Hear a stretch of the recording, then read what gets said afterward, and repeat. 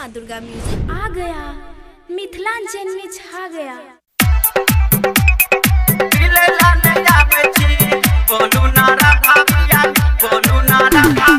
जय माँ दुर्गा म्यूजिक खजोली बाजार कते देर से राधा हम बनसी बजाबै छियै, कते देर से राधा हम बनसी बजाबै छी।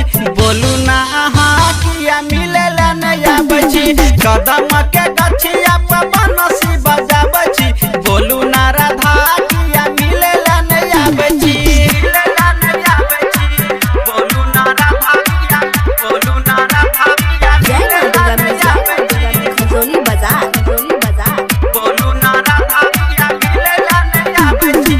बात मानू ना हमर प्राण ये, आबू न मिला हमर जान ये, आबू न मिला हमर जान ये।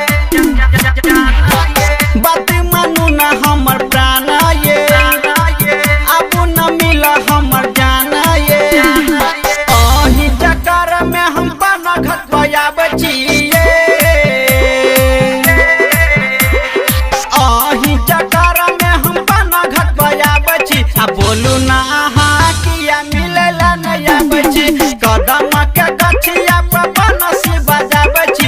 बोलू ना राधा किया मिले ला नहीं आबै छी, मिले ला नहीं आबै छी। बोलू ना राधा किया मिले ला नहीं आबै छी। जय माँ दुर्गा म्यूजिक खजोली बाजार बोलू ना राधा किया मिले ला नहीं आबै छी। अही छी राधा हमर प्रीति ये, राहुल यादव लिखे गीत ये। राहुल यादव लिखे गीत ये। अही छी राधा हमर प्रीति ये, राहुल यादव लिखे गीत ये। राम कुमार के हम भजन सुनाबै छियै,